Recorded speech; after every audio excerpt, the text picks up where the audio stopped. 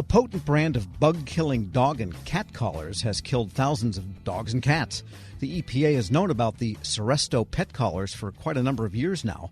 Problems even reached the ears of Congress, which investigated the collars and the EPA itself a couple of years ago. Now the agency's Office of Inspector General has released a detailed look at the matter with a long list of recommendations. We get more now from the Assistant IG for Special Reviews and Evaluations. Joining me in studio, Paul Bergstrand.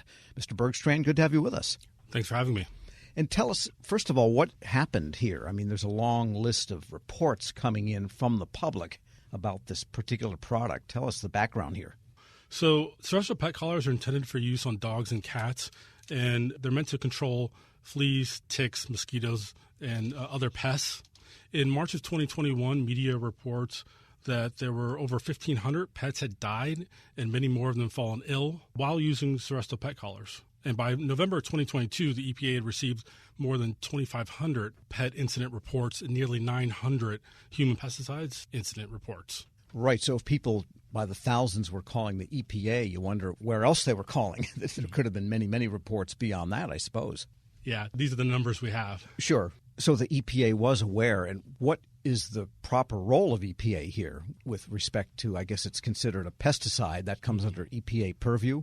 Correct. The EPA registers all pesticides sold or used in the United States, and they did so for Seresto in 2012, registering them. And then every 15 years, there's a registration review process where the agency looks at any issues that may have come up since it was originally registered. Right. So if dogs and cats were dying, the EPA has the authority to find out if those collars were the cause of those deaths and then take action if it deems necessary. Yes, and since it registered in 2012, it received over 100,000 reports of such incidents. Wow. So what happened? What did the EPA do or fail to do in your view? Well, as you said in your beginning, the EPA actually reviewed this in 2016, and they found that 45% were possible or probable causes of deaths to the animals was these collars. And then there was this uptick in 2021. And so what we took a look at was the initial pesticide registration and then the subsequent review. And we found that the review that was done missed some key aspects that the EPA had committed to, specifically doing the domestic animal testing. And the other finding we had was that it really lacked some key data to be able to collect on the incidents it was receiving information on. Right. So it should have done its own animal testing or commissioned. I guess they can contract that particular thing out if they want. Yes, there are different procedures, and that's one of our findings. It didn't really have standards or procedures for doing that, so sort of the how it would do that is something that the agency still has to work out. And just out of curiosity, if there was an uptick, could they also look into the question of whether the manufacturer added something to the formula that was originally approved and make sure that they weren't making it more potent and therefore more lethal to some of the animals? Under the law and regulation, the agency has wide authority to collect information, and I'm sure it has that ability. Right. So what prompted the IG to look into this? We also received complaints through our hotline of pet deaths or injuries, and in response, we started this evaluation. All right. And what did you find? Two big findings were that they didn't do the studies that it committed to doing, and then it didn't also make that public. So the EPA committed to saying forthrightly whether or not it had assurance that the products could be used without adverse effects to the pets. And it didn't do that, and it hasn't made it public for comment. And do we know, this is outside of the scope of your report, but do we know whether like the Federal Trade Commission or the Consumer Product Safety Commission was aware of these collars at all? Don't know that off the top of my head. Because any one of those agencies could raise the flag, and you say the EPA does have the authority to say, you got to stop selling this or something like that, or can they issue warnings? What it can do, we can require certain labeling. And in fact, July of last year, the agency did come out with a memorandum where it talked about increased notices on the labeling, on warnings that you might call it.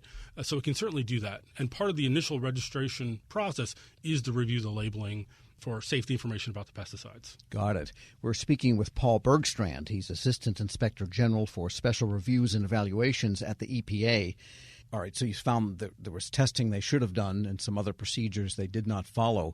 your recommendations then were to go ahead and do those things. We had 8 recommendations, and over a few areas. One of them, the biggest, was to go back and look at the interim proposed registration and do what it committed to. And our other recommendations, a few related to increased data collection, and then policies and procedures for vetting the pesticides and the pet collar. Yeah, because this report is about this particular brand, Seresto. Are you aware, or were they aware of any other manufacturers that use the same formulation, or maybe it was sold under, some off-label at Costco, maybe? I'm not aware of any other products, but we designed this report to be applicable to the entire process for any kind of pet product. Got it. And not just collars, but I suppose anything that is for anti-tick and flea and mosquito type of thing for animals. Any product that is applied to the skin, a pesticide, has to be reviewed by the EPA. Okay, and are they going to go back and do the animal testing and so on and the data gathering that they promised originally? We have a good engagement with them on this topic. They responded to our report saying that their 2023 memorandum achieved some of what we asked for in our first recommendation about the registration. We aren't quite seeing that because, again, it didn't talk about the assurance that it can be used without adverse effects. And it also didn't provide its rationale publicly and didn't allow for public comment. And we think that's really important. So we'll be continuing conversations with the agency on how they can meet recommendation 1. There must be a lot of dog and cat owners at EPA that are concerned about this. I would imagine so. Are you one, by the way? I grew up with dogs, cats, rabbits, every animal almost that you can imagine. And so I definitely feel the connection and desire to get it right. All right. Paul Bergstrand is Assistant Inspector General for Special Reviews and Evaluations at the EPA. Thanks so much for joining me. Thanks for having me. And we'll post this interview along with a link to his report at federalnewsnetwork.com/Federal Drive. Subscribe to the Federal Drive wherever you get your podcasts.